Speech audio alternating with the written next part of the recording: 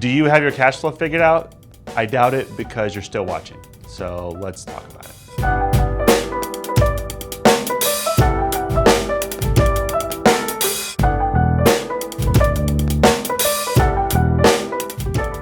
Cash flow is the yin and yang of your business. On one hand, you have your expenditures, which are your costs, your labor, your marketing, your rent. I mean, basically it's all the money that you're spending or even debt that you've incurred. On the other hand is your earnings from products, services, goods sold.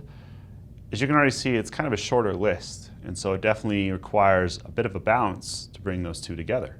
And that is what is going to make up your cash flow. All right, so first off, how do you figure out your free cash flow? Well, here's an equation for you. I'm not doing it. Okay, you got that? And now here's how to determine your ratio analysis in this guy right here. Okay, don't ask me to do it. I'm not good at math. Okay, those two things, that's for you to figure out. But why does your cash flow matter? That's the bigger question. So let's talk about that. Your cash flow represents more or less your company's ability to move. It is its agility.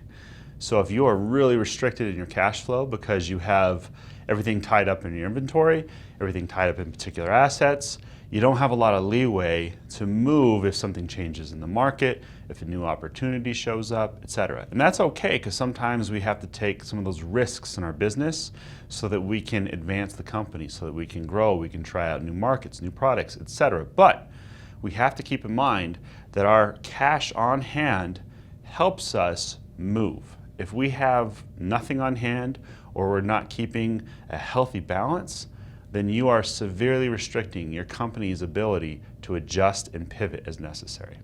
So how can you make your cash flow better? Well, really it comes down to a lot of day-to-day small details, and it's those small things that accrue and add up and they become a big problem.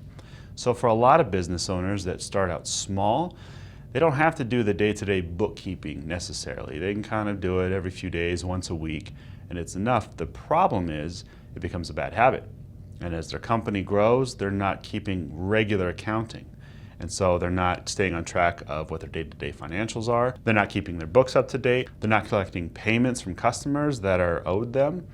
All of these things accumulate into impacting your cash flow because you don't see what's coming in, what's going out, and you don't see what's readily on hand that day, that week. So how can you improve those problems? Well, you can definitely make sure to collect your payments. I would definitely recommend some type of accounting software. We always like QuickBooks or Xero so that you are keeping a constant tab of where you're at in your financials and you're keeping that book up day to day. But also I'm going to recommend software.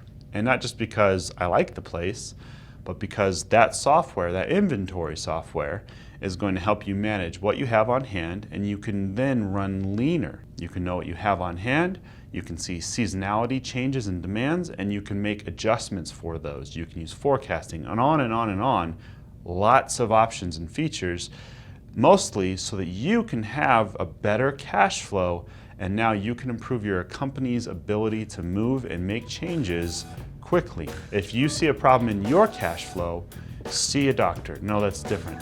If you have a problem with your cash flow, maybe try some outside help.